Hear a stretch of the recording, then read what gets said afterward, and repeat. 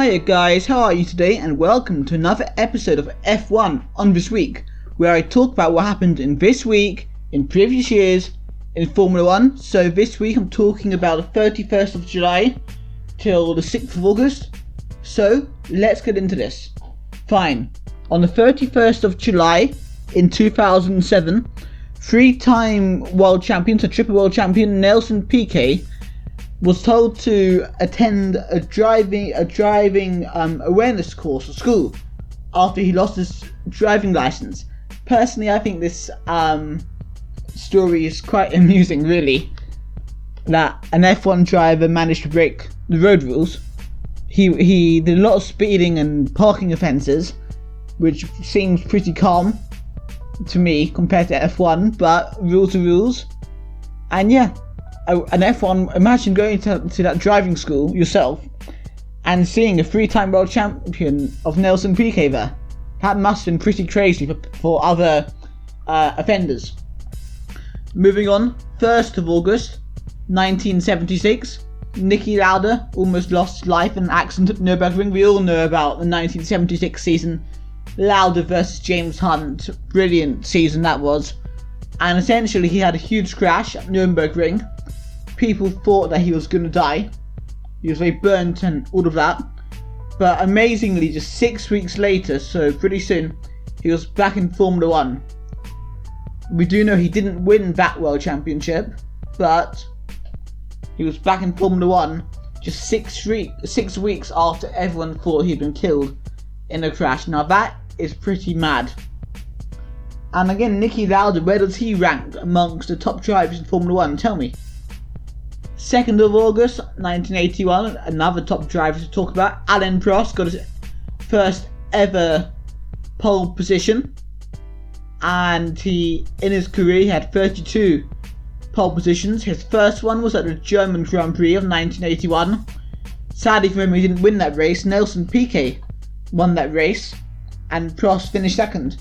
But again, Prost is also one of the leading drivers, one of the best ever drivers in Formula 1. Again, who can you compare him to in the modern day? And where does he rank amongst the other drivers? I would say he was one of the best, but probably not quite as good as Senna. 3rd of August 2008, and this is quite a big moment and it's still relevant now today.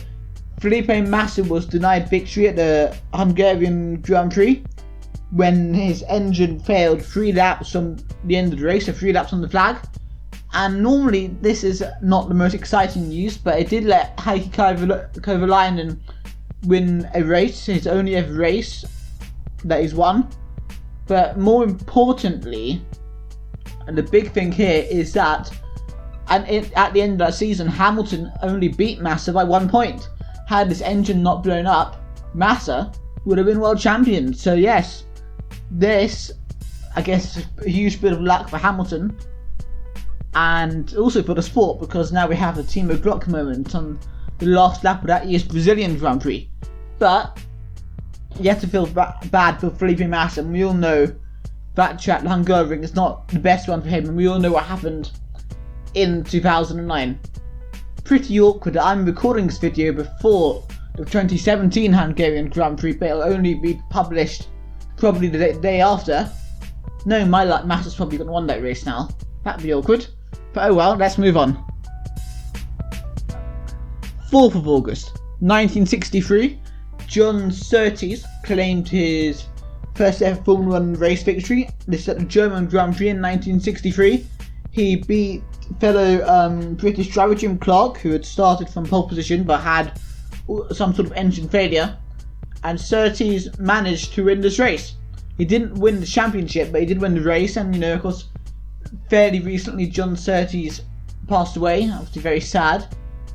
And a great racing driver, clearly. He got pole positions and race victories. And I wonder how you guys compare him to other British drivers. Can we compare him to someone like Hill or Button or even Hamilton? Tell me. 5th of August 2007, one of the most controversial moments in F1 I can remember. Lewis Hamilton won that race, the Hungarian Grand Prix of 2007. Well, it's qualifying, which actually would happen the day before, which matters the most. In Q3, Fernando Alonso, Hamilton's teammate, blocked Hamilton in the pit lane, in the pit box, which meant that Hamilton couldn't complete a Q3 lap to go for pole position.